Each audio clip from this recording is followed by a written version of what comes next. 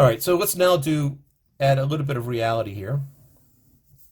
So let's now do solid sphere,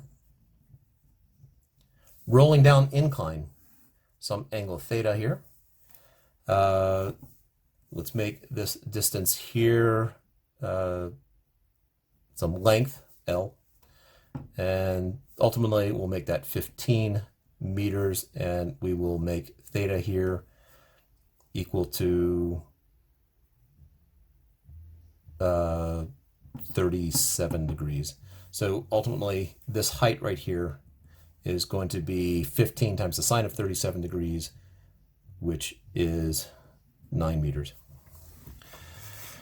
All right, so it's just rolling down. It's not sliding down. If it were sliding down, we've done those problems. That's chapter 4, chapter 5, or chapter 6, depends on which textbook you're using. So we have this thing rolling down the ramp. Now we do assume that there is friction now, but no slipping.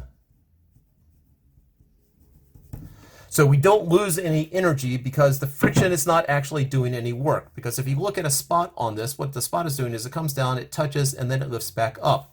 Friction is acting parallel to the ramp, but the movement is at a particular point where the friction is acting as perpendicular. So the friction does not do any work. So energy is conserved here. Energy initial equals energy final. Kinetic initial plus potential initial equals kinetic final plus potential final. And so kinetic initial becomes, well, we actually have two different types we're dealing with here. We could bundle it all into one, but that would be a real nuisance there.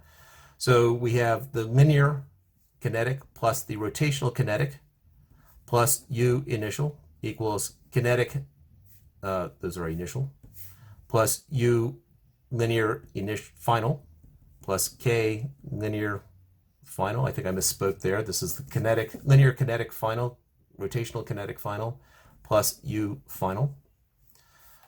So this is 1/2 mv squared initial plus 1/2 I omega initial squared plus mgh initial equals that except finals.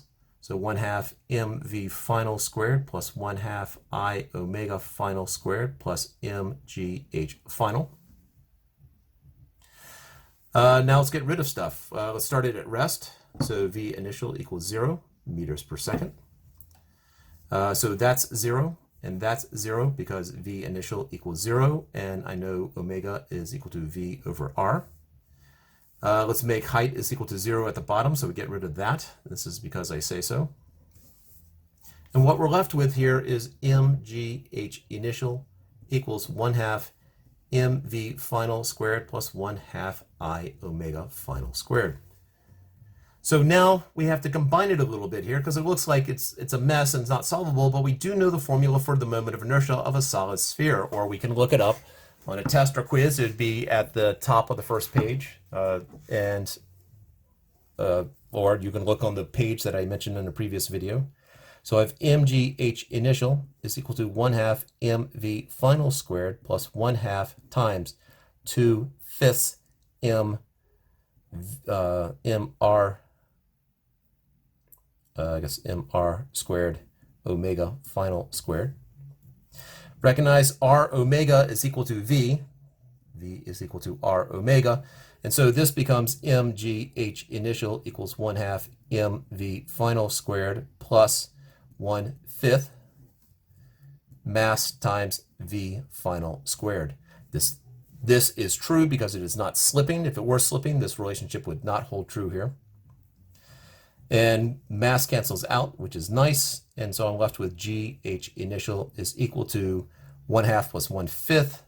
So that's 7/10 v final squared. And so my final speed at the bottom is going to be the square root of 10 gh initial over 7. And so this becomes the square root of 10 times 9.8, assuming it takes place on Earth in some average location, average-ish location, times 9 over 7. And the calculator claims that answer is, so it's 98.9 times 7 divided by square root and I get 11.225 meters per second. Now, if it was frictionless and it was just going down the ramp without any friction at all, it would just slide.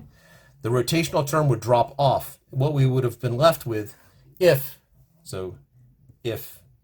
frictionless ramp,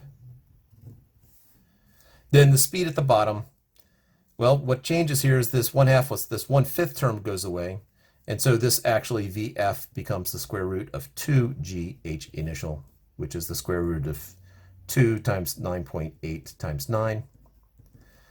So 9.892, and we get 13.28 meters per second. So we didn't have any energy loss, but it's not traveling as fast because some of the energy has to go into rotating it. And that is it for the classic object rolling down incline problem.